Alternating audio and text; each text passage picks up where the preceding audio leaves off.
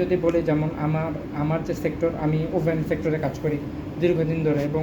এই যে আমার যে কাজের যে মাধ্যমটা, সফটওয়্যার মাধ্যমটা, যেমন আমরা কোরাল ড্র ইউজ করি, ফটোশপ ইউজ করি, অ্যাডোবি ইলাস্ট্রেটর ইউজ করি, সাথে এক্সেল জানা এবং বিভিন্ন ধরনের যে টুলসগুলো জানা, এগুলো খুবই ইম্পর্ট্যান্ট, যেগুলো হচ্ছে একজন ক্রিয়েটিভ মানুষ এই জিনিসগুলোকে যত বেশি কাজ করবে এর উপরে ততই তার মানে জ্ঞানগুলো বাড়বে এবং কাজ করার স্কোপগুলো বেশি বৃদ্ধি পাবে। তো দেখা যায় যে ওভেন শিল্পে যেমন দেখা যায় যে ওভেন অথবা নন ওভেন শিল্প, সব জায়গায় দেখা যায় যে প্যান্ট আছে, জ্যাকেট আছে, সোয়েটার আছে, ladies departments, gents departments, children items, এবং এটার ব্যাপকতা এত বিশাল যে এটার সাথে শুধুমাত্র গার্মেন্টস ইন্ডাস্ট্রির সাথে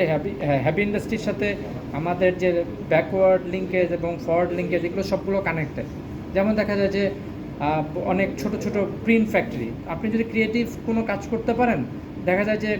আপনার ছোট ছোট যে ডিজাইনের যে কাজগুলো, এগুলো যদি ক্রিয়েটিভ এবং ভালো মানের হয়, অনেক সময় দেখা যায় সেগুলো আমরা প্রিন্ট ফ্যাক্টরিতে অথবা এমব্রয়ডারি ফ্যাক্টরিতেও অনেক সময় অনেক ডিজাইনাররা কাজ করে। তাদের এই ছোট ছোট যে কাজগুলো, এগুলো দেখা যায় যে অনেক সংবেদনশীল অথবা খুব আকর্ষণীয় হয় অন্যদের কাছে। তো ক্রিয়েটিভিটি শো করার জন্য অনেক জায়গা আছে, এবং বিশেষ করে আমাদের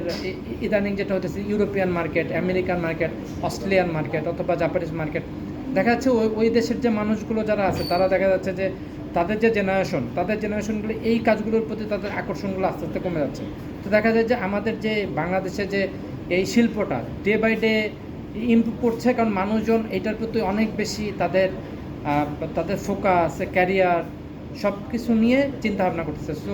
এই ইন্ডাস্ট্রিটা day by day grow up হচ্ছে, এবং এই অপরচুনিটিটা আমাদের শিল্প এবং আমাদের যে, এবং আমরা তো জানি যে আমাদের মোটামুটি বাংলাদেশের 76% ফরেন কারেন্সি, এটা টোটালটাই আমাদের কিন্তু এই গার্মেন্টস সেক্টর থেকে আসে। So there is lot of scopes and opportunities.